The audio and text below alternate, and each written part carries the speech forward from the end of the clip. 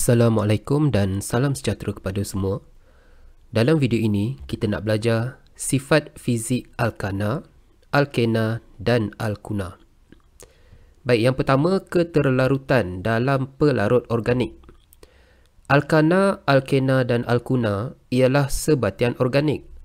Sebatian organik larut dalam pelarut organik. Maka, alkana, alkena dan alkuna larut dalam pelarut organik. Yang kedua, keterlarutan dalam air.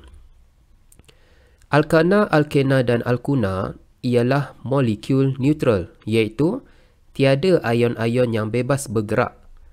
Maka, semua sebatian ini tidak larut dalam air. Ya. Yang ketiga, kekonduksian elektrik. Alkana, alkena dan alkuna tidak dapat mengkonduksikan elektrik dalam semua keadaan kerana wujud sebagai molekul neutral. Ya. Tiada ion-ion yang bebas bergerak, maka dia tidak dapat mengkonduksikan elektrik. Yang keempat, ketumpatan. Ya. Alkana, alkena dan alkuna dia kurang tumpat daripada air, tetapi ketumpatan semakin bertambah apabila saiz molekul semakin bertambah. Ini bermaksud molekulnya akan terapung di atas permukaan air. Dan yang terakhir, takat lebur dan takat didih. Mempunyai takat lebur dan takat didih yang rendah, tetapi semakin bertambah apabila saiz molekul semakin bertambah. Okey. Ini adalah molekul metana. Terdapat ikatan kovalen yang kuat di antara atom karbon dan juga atom hidrogen. Di antara molekul metana dengan molekul metana yang lain, terdapatnya daya tarikan van der Waals. Daya tarikan van der Waals ini dia adalah lebih lemah berbanding ikatan kovalen yang lebih kuat. Okey, begitu juga dengan molekul etana. Terdapat ikatan kovalen yang kuat di antara atom karbon dan juga atom hidrogen. Dan di antara molekul molekul etana dan juga molekul etana yang lain, terdapatnya daya tarikan van der Waals yang lemah. Tetapi dia lebih kuat daripada metana. Kerana kekuatan daya van der Waals bergantung kepada saiz molekul. Semakin besar saiz molekul, semakin kuat daya van der Waals. Jadi sedikit tenaga haba diperlukan untuk mengatasi daya tarikan van der Waals bagi molekul metana. Berbanding molekul etana, lebih banyak tenaga haba diperlukan untuk mengatasi daya tarikan ini kerana saiz molekulnya lebih besar, maka daya van der Waals-nya lebih kuat daripada metana. Sebab itulah takat lebur dan takat didih semakin meningkat apabila saiz molekul semakin bertambah. Baik, kita nak lihat sifat fizik 7 ahli pertama alkana. Keadaan fizik pada suhu bilik bermaksud suhu bilik tu ialah 25 darjah Celsius. Awak kena ingat. Takat lebur bermaksud dia bertukar daripada pepejal kepada cecair, manakala takat didih bermaksud dia bertukar daripada cecair kepada gas. Jadi macam mana kita nak tahu alkana ini berada pada keadaan apa pada suhu bilik? Caranya adalah kita tuliskan di manakah kedudukan 25 darjah Celsius ini. Okey, untuk ini negatif 162 darjah Celsius kan? Tentulah positif 25 darjah Celsius kita tuliskan di sebelah kanan. Begitu juga ini kita tuliskan di sebelah kanan. Yang ini di manakah kedudukan suhu 25 darjah Celsius? Di sini kan? Okey, kita tuliskan di sini. Baik. Jadi, untuk yang pertama ini nama dia adalah metana. Jadi, dalam keadaan fizik pada suhu bilik, dia berada dalam keadaan apa? Awak lihat pada suhu bilik 25 darjah Celsius, takat didihnya untuk metana takat didih ialah negatif 162 darjah Celsius. Jadi, pada suhu 25 darjah Celsius, dia telah mendidih lah kan. Bermaksud dia dah bertukar menjadi gas. Pada suhu bilik, metana ini berada dalam keadaan gas. Sebab pada suhu negatif 162 dia dah mendidih menjadi gas. Begitu juga etana. Takat didihnya adalah negatif 89 darjah Celsius. Jadi pada suhu bilik keadaan fiziknya adalah gas. Sebab suhu bilik itu 25 darjah Celsius. Begitu juga propana dan juga butana. Dia berada dalam keadaan gas pada suhu bilik kerana takat didihnya adalah kurang daripada suhu bilik. Okey, untuk pentana takat didihnya bermula pada 36 darjah Celsius. Jadi pada suhu bilik dia belum mendidih lagi. Dia masih lagi dalam keadaan cecair. Jadi untuk pentana, keadaan fizik pada suhu bilik adalah dalam keadaan cecair. Begitu juga hexana dan juga heptana. Kerana takat didihnya adalah lebih daripada 25 darjah Celsius. Jadi dia masih lagi berada dalam keadaan cecair. Ini cara macam mana kita nak tahu keadaan fizik bagi alkana.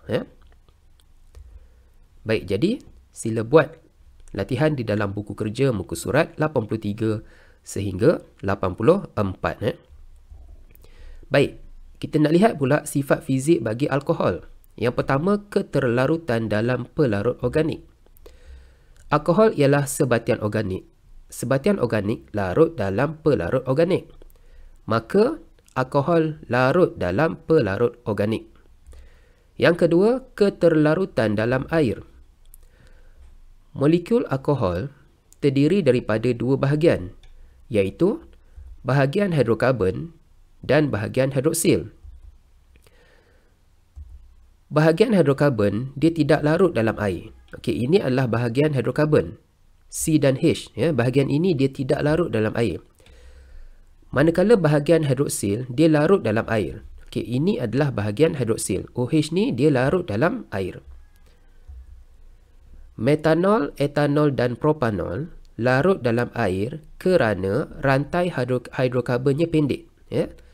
Metanol, etanol dan propanol dia larut dalam air kerana rantai hidrokarbonnya pendek.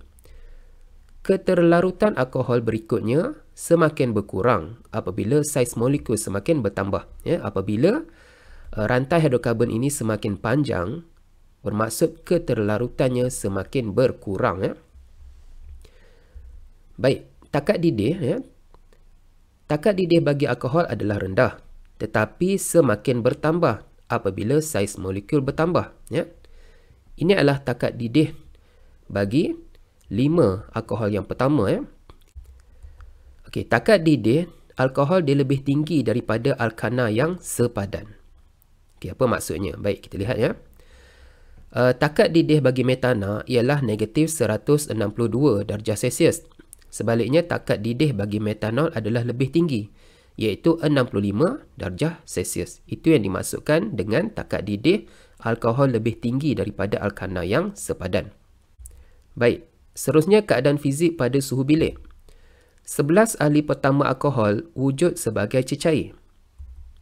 Suhu bilik kita tahu ialah 25 darjah Celsius.